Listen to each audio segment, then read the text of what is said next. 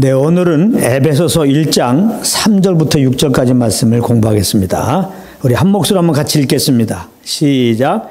찬송하이로다 하나님 곧 우리 주 예수 그리스도의 아버지께서 그리스도 안에서 하늘에 속한 모든 신령한 복을 우리에게 주시되 곧 창세전에 그리스도 안에서 우리를 택하사 우리로 사랑 안에서 그 앞에 거룩하고 흠이 없게 하시려고 그 기쁘신 뜻대로 우리를 예정하사 예수 그리스도로 말미암아 자기의 아들들이 되게 하시려고 이는 그가 사랑하는 자 안에서 우리에게 거저 주시는 바 그의 은혜의 영광을 찬송하려는 것이라.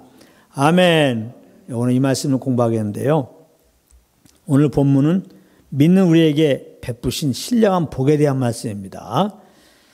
3절에 보면은 하나님께서 그리스도 안에서 하늘에 속한 모든 신령한 복을 우리 즉 예수 믿고 구원받은 자들에게 주셨다는 것입니다. 그래서 3절은 찬송하리로다 이렇게 시작합니다.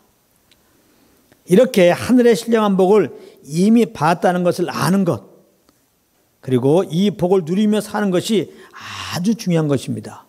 그래야지 하나님을 찬양하는 삶을 살 수 있기 때문에 그렇습니다. 6절이 그렇게 말씀하고 있습니다. 이는 그가 사랑하시는 자 안에서 우리에게 거저 주는 바 그의 은혜의 영광을 찬송하려는 것이라. 이렇게 말씀하고 있습니다. 그런데 의외로 우리를 포함하여 많은 성도님들의 삶을 보면 하나님을 찬양하며 살고 있지 못할 때가 많이 있습니다. 그것은 왜 그런가 하면은 다 나름 그럴 수밖에 없는 이유를 말할 수 있겠지만 정확한 정답은 믿는 우리에게 하나님께서 이미 베풀어 주신 하늘의 신령한 복을 잊어버리고 그래서 그 복을 누리지 못하고 있어서 그런 것입니다.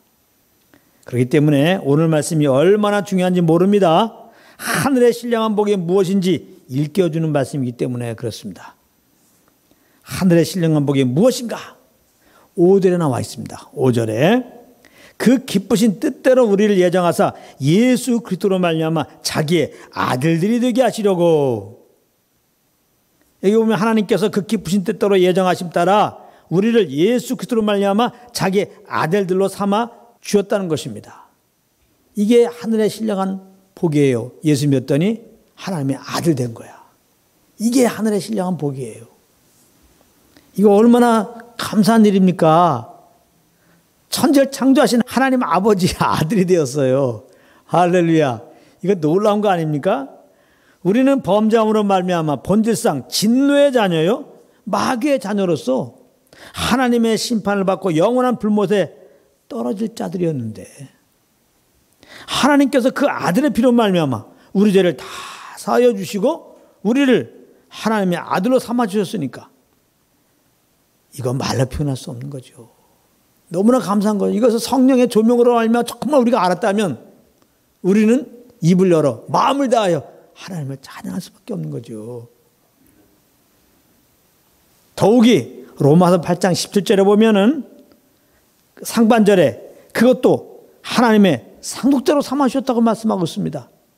자녀이면 또한 상속자 곧 하나님의 상속자여 그리스도와 함께한 상속자니 이렇게 말씀하고 있다. 그런데 우리가 살다 보면 이 사실을 망하고 살 때가 많이 있습니다. 그것은 무엇을 통해서 알 수 있는가? 믿기 전과 똑같이 육체와 마음에 원하는 것을 하며 살고 있는 것입니다. 에베소 2장 3절 말씀입니다. 전에는 우리도 다 그 가운데서 우리 육체의 욕심을 따라 지내며 육체와 마음에 원하는 것으로 하여 다른 이들과 같이 본질상 진노의 자녀였더니 그랬습니다. 이거 우리 옛사람의 삶인데요. 우리가 아무리 예수 믿고 겁나서도 육신 입고 있잖아요. 그렇기 때문에 우리가 성령을 쫓지 못하면 육신을 따라 살아요. 육신을 따라 산다는 것은 이렇게 하나님의 은혜로 말미암아 예수 믿고 구원받는 우리들이 하나님의 아들 됐다는 하늘의 신령한 복을 받았다는 것을 망각하게 된다 이 말이에요. 그러다 보니까 찬양할 수 없죠. 찬양 무슨 찬양입니까? 원망 불평 근심 염려로 가득한 가운데 그렇게 살아가고 있는 거죠. 그러므로 우리는 이제 우리가 하나님의 아들 되었음을 항상 잊지 말아야 되는 거죠. 이제 감사함으로 찬양하면서 하나님의 아들답게 살아야 되겠습니다. 그럼 어떻게 하면 그런 삶을 살 수 있을까요? 로마서 8장 14절부터 16절에서 정확한 정답을 말씀하고 있습니다. 제가 읽을 테니까 한번 잘 들어보시기 바랍니다. 무릇 하나님의 영으로 인도함 받는 사람은 곧 하나님의 아들이라. 너희는 다시 무서워하는 종의 영을 받지 아니하고 양자의 영을 받았으므로 우리가 아빠 아버지라고 부르짖느니라.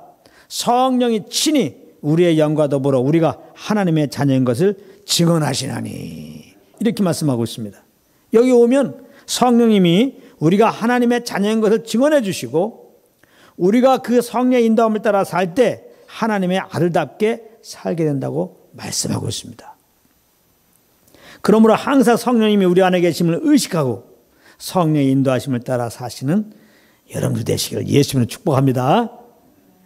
그런데 4절에 보면 곧 창세전에 그리스도 안에서 우리를 택하사 우리로 사랑 안에서 그 앞에 거룩하고 흠이 없게 하시려고 그랬습니다.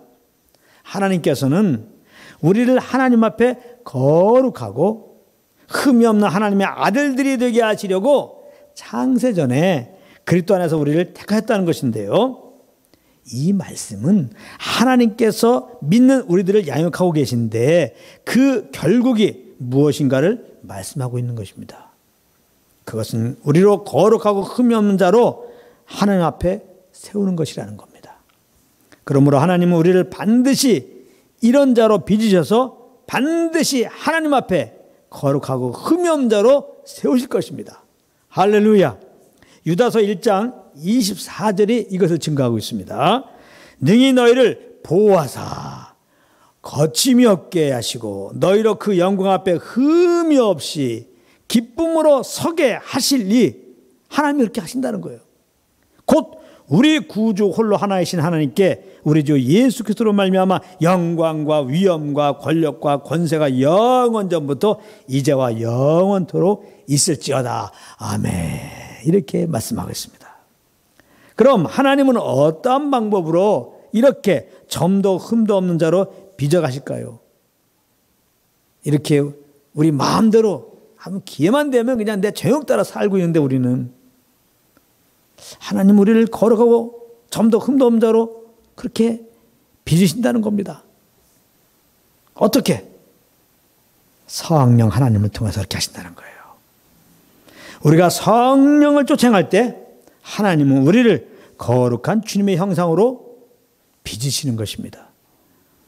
그래서 하나님은 믿는 자들의 삶에 간섭하셔서 점점 나를 부인하고 오직 성령의 음성만을 따를 수밖에 없는 상황으로 인도해 가시는 것입니다. 이것이 우리 편에서는 때로 삶의 불편일 수도 있고 시련일 수도 있지만은 그 이면에 이런 하나님의 귀한 뜻이 있는 것입니다. 야고보서 1장 2절부터 4절이 동일한 의미의 말씀입니다. 잘 들어보시기 바랍니다. 내 형제들아 너희가 여러 가지 시험을 당하거든 온전히 기쁘게 여기라. 이는 너희 믿음의 시련이 인내를 만들어내는 줄 너희가 알미라. 인내를 온전히 이루라. 이는 너희로 온전하고 구비하여 조금도 부족함이 없게 하려 함이라. 이렇게 말씀하고 있습니다. 여기 오면 시험을 당하게 되면 기뻐하는 겁니다. 아주 온전히 기뻐하는 거예요.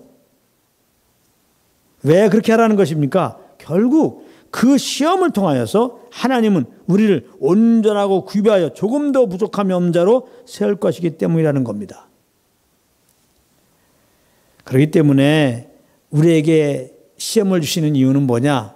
고난을 허락하시는 이유는 뭐냐? 더 주님을 의뢰하라는 얘기죠. 그럴수록 더 선생님께 귀를 기울이고 그 인도함을 따르라는 얘기죠.